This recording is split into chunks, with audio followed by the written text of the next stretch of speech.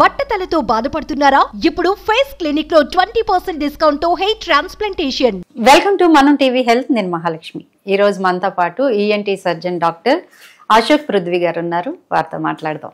నమస్తే సార్. నమస్తే అండి. సార్, అసలు మెయిన్ గా చెవిలో ఇన్ఫెక్షన్స్ రావడానికి కారణం ఏంటి? ఇదేమో రెయినీ సీజన్ ఒకటి స్టార్ట్ అయిపోయింది. ఈ సీజన్ లో చెవులని ఎట్లా కాపాడుకోవాలి? అంటే చెవిలో ఇన్ఫెక్షన్స్కి రకరకాల కారణాలు ఉంటాయండి. అంటే అది మనంతటా మనం తెచ్చుకునే ఉంటాయి, న్యాచురల్గా ఇన్ఫెక్షన్స్ వచ్చేవి ఉంటాయి. అవకాశం మీరు అన్నట్టు ఇప్పుడు రైనీ సీజన్లోనూ చెవుల్లోకి ఎక్కువ తడవటం వల్ల జలుబు నుంచి చెవిలో ఇన్ఫెక్షన్స్ రావచ్చు. లేదా ఈ చెవులు తడిసిన తర్వాత మనం తుడుచుకునే క్రమంలో ఒక్కొక్కసారి ఇయర్ బడ్స్ అట్లాంటివి కూడా చెవిలో పెట్టి చాలామంది క్లీన్ చేస్తూ ఉంటారు. సో దీనివల్ల ఏమవుతుందంటే మనము ఇన్ఫెక్షన్ ఇంట్రడ్యూస్ చేసినట్టు అనుతుంది అనమాట చెవిలో. సో దానివల్ల కూడా మనకి చెవిలో ఇన్ఫెక్షన్స్ రావటం ఇలాంటి సందర్భాలు ఉంటాయి. అలాగే కొంచెం ఈ పెద్దవాళ్ళల్లో డయాబెటీస్ లేదంటే ఈ కొంచెం ఇమ్యూనిటీ అది తక్కువగా ఉండే వాళ్ళల్లో కూడా చెవిలో ఇన్ఫెక్షన్స్ ఈజీగా వస్తాయి అన్నమాట. అంటే మనం చెవి ఇన్ఫెక్షన్స్ అనేది జనరల్గా ఈ కేటగరైజ్ చేసుకుంటే ఏంటంటే 3 రకాలు ఉంటాయి మనకి లోపల. అంటే బయట చెవి, మధ్య చెవి, లోపల చెవి. సో దేనికైనా ఇన్ఫెక్షన్ రావచ్చు. బట్ కామన్గా వచ్చే ఇన్ఫెక్షన్ ఏంటంటే బయట చెవి ఇన్ఫెక్షన్. దీన్నే మనం మెడికల్ టెర్మినాలజీలో ఆటైటిస్ ఎక్స్టర్నా అంటారు. సో ఎక్స్టర్నల్ ఇయర్ అనమాట. ఎక్స్టర్నా అంటే ఎక్స్టర్నల్ ఇయర్, లాటిన్ టర్మ్ అది. సో మనకి ఎక్స్టర్నల్ ఇయర్ ఇన్ఫెక్షన్స్ వస్తే దాన్ని మనం ఆటైటిస్ ఎక్స్టర్నా. ఇది ఈ వానాకాలంలోనే కాదు, అంటే మనకి స్విమ్మింగ్కి వెళ్ళే వాళ్ళు ఉంటారు అనుకోండి. రెగ్యులర్గా స్విమ్మింగ్కి వెళ్ళే వాళ్ళు, వాళ్ళకి ఇయర్ క్యాప్స్ అవి ప్రాపర్గా పెట్టుకొని ఇయర్ ప్లగ్స్ అవి పెట్టుకుంటే బాగానే ఉంటుంది.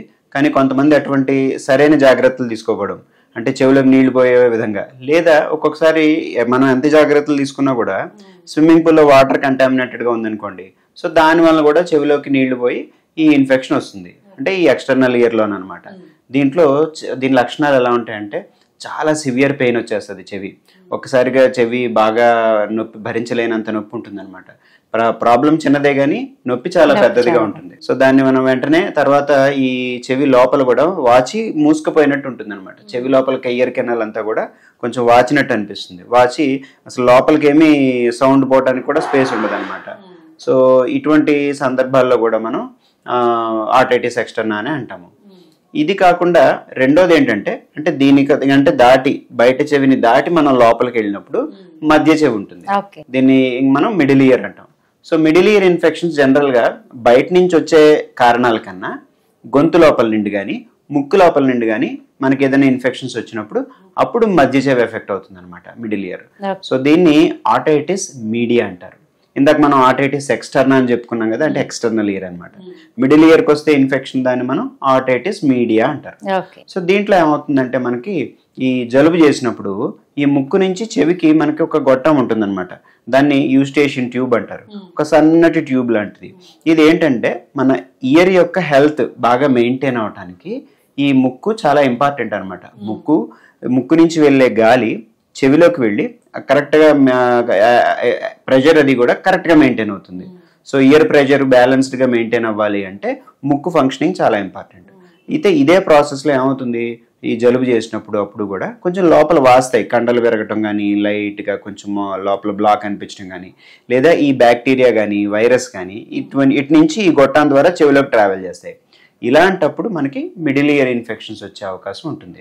ఓకే, అంటే ఇప్పుడు ఒక్కొక్కసారి చెవిపోటు విపరీతంగా వచ్చేస్తుంటుంది.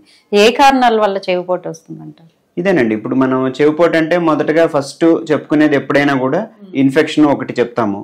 రెండోది మన చెవిలో ఏమైనా ఇయర్ బడ్స్ లాంటివి కానీ, లేదంటే ఈ దురదేశి చాలా మంది కొంచెం వెంటనే కీ చైన్స్ పెట్టుకుని లోపల తాళాలు పెట్టి తిప్పుతారు, ఇయర్ బడ్స్ పెట్టుకుని తిప్పటం, పిన్నీసులు. సో ఇటువంటివన్నీ ప్రమాదకరమైన అనమాట.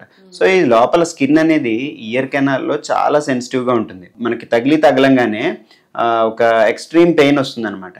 అదేవిధంగా ఇయర్ డ్రమ్కి తాగటం అది ఇంకా ప్రమాదకరం. సో మనకి ఇయర్ కెనాల్లో స్కిన్ కి తగలడం వల్ల ఏంటంటే మామూలు బయట మన స్కిన్ కి ఏ విధంగా అయితే దెబ్బలు తగులుతాయో ఇయర్ కెనాల్ స్కిన్ కి కూడా ఏమైనా ఇంజరీ అయ్యి మనకి దెబ్బలు తగిలినా అంటే మనం ఇట్లా రకరకాల ఏ విధంగా సరే ఈ తగిలినా సరే హీల్ అయిపోతుంది నార్మల్గా.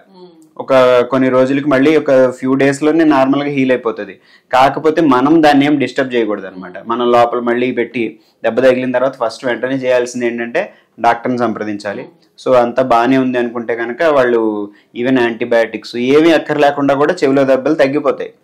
అయితే మనం దాన్ని డిస్టర్బ్ చేయకూడదు, చెవిలోకి నీళ్లు పోకుండా చూసుకోవాలి. ఇది చాలా ఇంపార్టెంట్.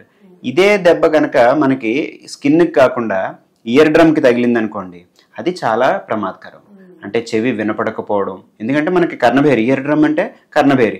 సో మనకి చెవి లోపల సరిగ్గా వినపడాలి అంటే, మనకి చెవిలోకి వెళ్ళే సౌండ్స్ సరిగ్గా వినపడాలి అంటే కర్ణభేరి చాలా ఇంపార్టెంట్.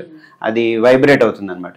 ఇది ఎప్పుడైతే మనకి డ్యామేజ్ అయిందో, మనం పెట్టిన ఆబ్జెక్ట్స్ ద్వారా డ్యామేజ్ అయింది అనుకోండి, ఇయర్ డ్రమ్ లో హోల్ పడ్డం అంటారు. సో దీనివల్ల ఏమవుతుంది, సరిగా వినపడకుండా పోతుంది. అంటే హోమ్ రెమెడీస్ చేస్తూ ఉండేవారండి పెద్దవాళ్ళు అప్పట్లో. చెవి పోటు వస్తే ఆయిల్లో వెల్లుల్లిపాయ వేసి మరగబెట్టి ఆ నూనెని చల్లార్చి చెవిలో వేయడాలు, ఇట్లాంటివి హోమ్ రెమెడీస్ అనేవి చెయ్యొచ్చా చేయకూడదు అంటారా? హోమ్ రెమెడీస్ అంటే ఇది యాక్చువల్గా ఒక రకంగా కాంట్రవర్షియల్ అండి. బట్ మీరు ఎల్లోపతి ప్రకారంగా అడిగితే హోమ్ రెమెడీస్ అనేది అంత అడ్వైజబుల్ కాదు చెవిలో.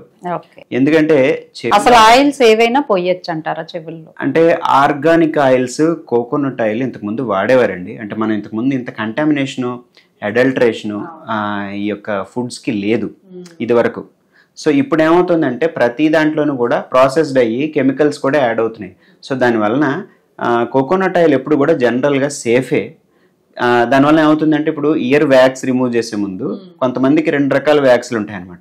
ఇయర్ వ్యాక్స్ అని వినుంటారు మీరు, చెవిలో గులుం పట్టింది లేకపోతే చెవిలో అట్లా చెప్తారు. సో దాంట్లో ఏమవుతుందంటే డ్రై ఉంటుంది కొంతమందికి, కొంతమందికి ఏమో వెట్ వ్యాక్స్ ఉంటుంది అనమాట. ఈ వెట్ వ్యాక్స్ ఉన్న వాళ్ళకి ప్రాబ్లం ఉండదు. అంటే ఎందుకంటే అది న్యాచురల్ గానే చెవి ఇయర్ కెనాల్ లోపల ఒక మైగ్రేషన్ ప్యాటర్న్ ఉంటుంది. అంటే ఆటోమేటిక్ గా ఇయర్ కెనాల్ లోంచి ఈ వ్యాక్స్ అనేది కొంచెం కొంచెంగా బయటకు వస్తూ ఉంటుంది. ఈ వ్యాక్స్ అనేది యాక్చువల్ గా మంచిదే మన శరీరానికి. చాలా మంది అనుకుంటారు వ్యాక్స్ రెగ్యులర్ గా క్లీన్ చేసుకోవాలి, చెవిలో గులుము తీసుకోవాలి, దాన్ని క్లీన్ చేసుకోవాలి చెవులు అని చెప్పి అనుకుంటూ ఉంటారు. కానీ అది అస్సలు మంచిది కాదు, తీయకూడదు. ఎందుకంటే ఈ చెవి గులుంలో ఒక specific antibacterial or antiviral properties ఉంటాయి. మనకి దేవుడు ఏంటంటే అది చెవి లోపల ఇయర్ కెనాల్ ప్రొటెక్షన్ కోసం ఇచ్చాడు. మన ఒంటి మీద ఎలా అయితే మనకి స్వెట్ ఇవన్నీ ఎట్లాగైతే వస్తాయో శరీరం మీద, లోపల కూడా లోపల చర్మం నుంచి ఈ సెక్రెట్ అవుతుంది అనమాట వ్యాక్స్. అది మనం ఇలాగే కొంతమంది చూడండి, ఇప్పుడు మనం ఇందాక మాట్లాడుకున్నాం, ఇయర్ లోపల ఇయర్ స్టిక్స్ పెట్టడం, బడ్స్ పెట్టడం, కీ చైన్స్ ఇట్లాంటివి పెట్టడం వల్ల ఒక్కొక్కసారి మనకి వ్యాక్స్ ఉందనుకోండి, ఆ వ్యాక్స్ కి తగులుకున్నది అక్కడే ఆగిపోతుంది. ఇయర్ డ్రమ్ దాకా తగిలి దెబ్బ తగిలే అవకాశం తగ్గుతుంది అనమాట. ఒక రకంగా మంచిదే. కానీ రేర్ కేసెస్ ఎప్పుడైనా ఒక్కొక్కసారి ఏమవుద్దంటే వ్యాక్స్ పూర్తిగా నిండిపోతుంది చెవంతా నిండిపోవడం వల్ల అప్పుడు ఏమవుతుంది, వినపడదు. సో వినపడకపోవడం కోసం అప్పుడు డాక్టర్ దగ్గరికి వెళ్తే చూస్తే లోపల ఇయర్ వ్యాక్స్ అనమాట, చెవిలో గులువుని క్లీన్ చేస్తే సరిపోతుంది. సో ఒక రకంగా మనకి వ్యాక్స్ ఉండడం అనేది ఎప్పుడు మంచిదే. Okay sir, thank you.